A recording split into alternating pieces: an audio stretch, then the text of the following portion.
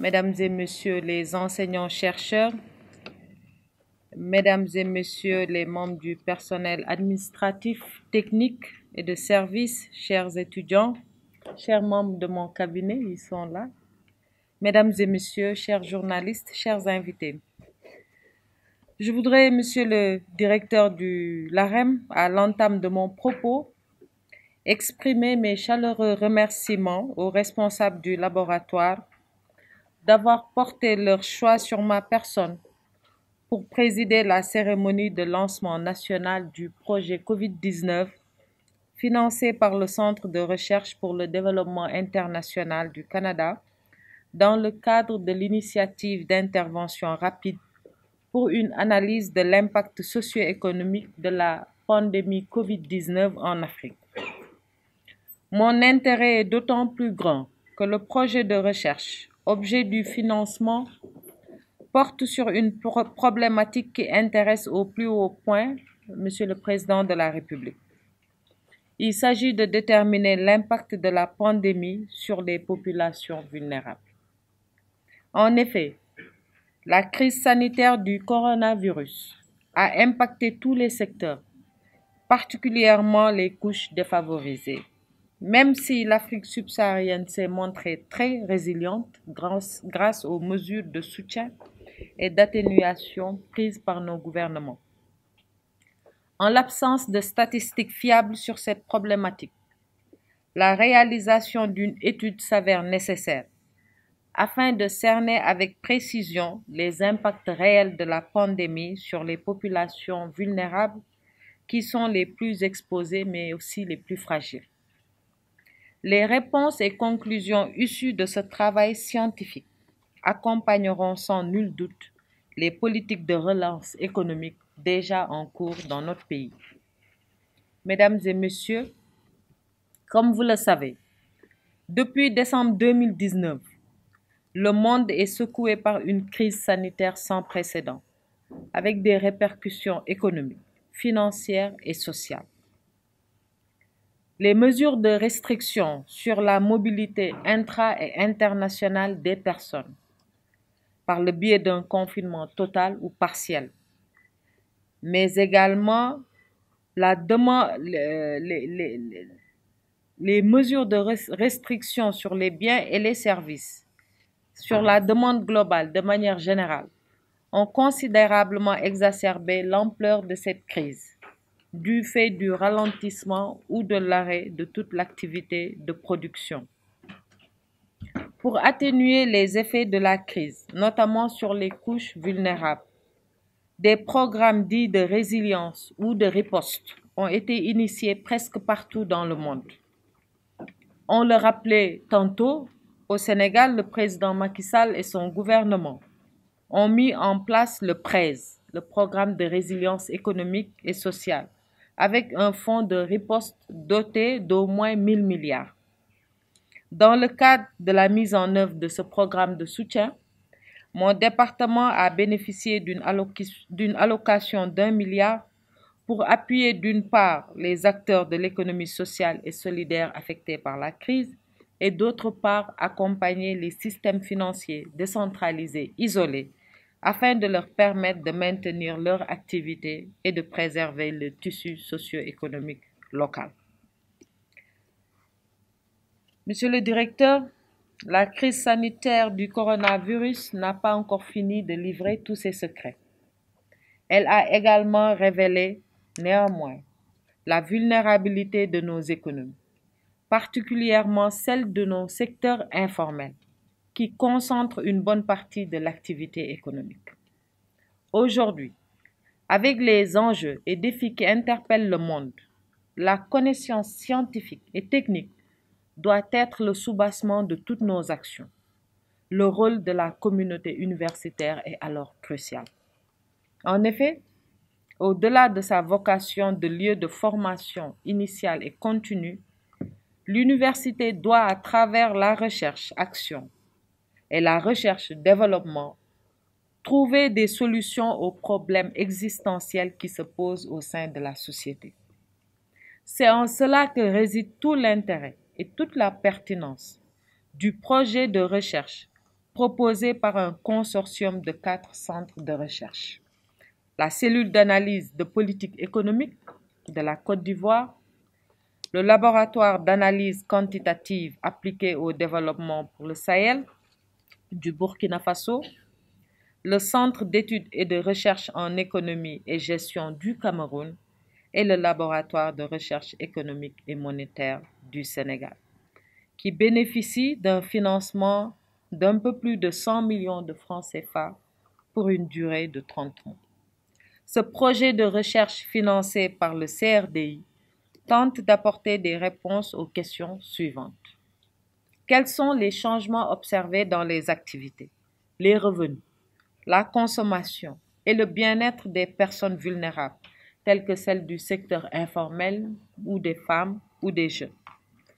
Quels sont les impacts des politiques publiques de transfert et d'appui au secteur informel? Quelle politique publique pour les jeunes urbains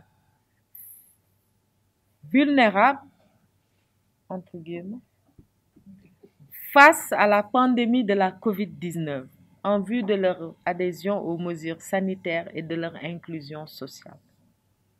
C'est important d'adresser toutes ces questions puisque lorsque nous avions eu la COVID-19, il fallait agir. Personne n'a eu le temps de réfléchir. On a agi sur la base de l'expertise, certes, sur la base de l'expérience, de la sagesse, mais surtout sur la base de l'orientation. N'oublions pas que le marqueur de la politique du président Macky Sall, c'est l'inclusion sous toutes ses formes. Donc, prendre un programme de 1000 milliards affecté aux différents secteurs de la vie publique, économique, politique de notre nation, il fallait le faire. Maintenant que cela a été fait et que cela a produit les résultats, puisque nous avons été résilients parce qu'il y a eu des programmes d'accompagnement adaptés.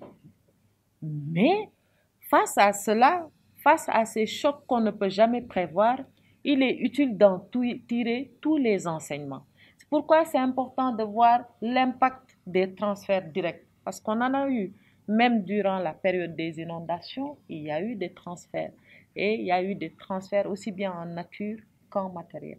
Et donc, je pense que c'est très important d'adresser ces questions-là.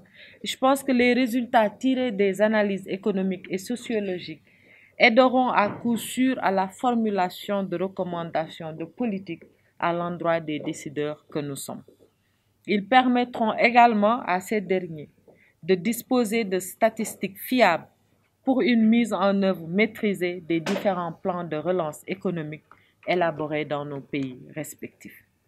C'est le lieu pour moi de magnifier l'excellence de la coopération entre le Canada et le Sénégal sur différents plans, notamment les programmes d'appui relatifs au développement économique et social, dont le présent projet en est une parfaite illustration. Je me réjouis également du partenariat fécond entre mon département et le LARTES de l'IFAN, dirigé par le professeur Abdou Salam Fall, pour son accompagnement dans l'élaboration de la lettre de politique sectorielle, de la microfinance et de l'économie sociale et solidaire, et la loi d'orientation de l'économie sociale et solidaire, mais également son implication dans l'organisation du salon tournant de l'économie sociale et solidaire. Et c'est le lieu pour moi, Monsieur le Doyen, de vous transmettre les chaleureuses félicitations, mais surtout des remerciements appuyés pour toute la communauté universitaire, puisqu'elle nous a accompagnés lors du Salon tournant international de l'économie sociale et solidaire. Nous avions eu la présence de plusieurs doyens de facultés, de plusieurs professeurs qui nous ont accompagnés durant tout le long du forum scientifique. Et nous avions jeté les bases d'une parfaite collaboration alors. Ils nous ont également ouvert l'esprit sur la nécessité de remettre la recherche scientifique au cœur des politiques de développement. C'est pourquoi nous répondrons toujours présents à l'appel de la communauté universitaire. Parce qu'aujourd'hui, nous sommes convaincus, en tout cas au niveau du ministère de la microfinance et de l'économie sociale et solidaire, que si nous mettons ensemble ces deux mamelles, nous aurons, au-delà du plan ajusté accéléré, le fast-track tant voulu par Monsieur le Président de la République.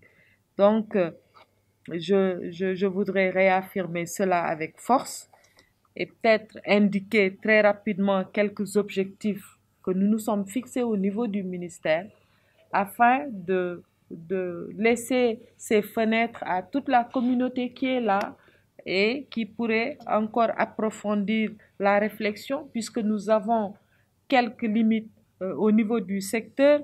C'est d'abord la situation de référence de l'économie des acteurs, de l'économie sociale et solidaire. C'est une loi d'orientation qu'il nous faut adopter.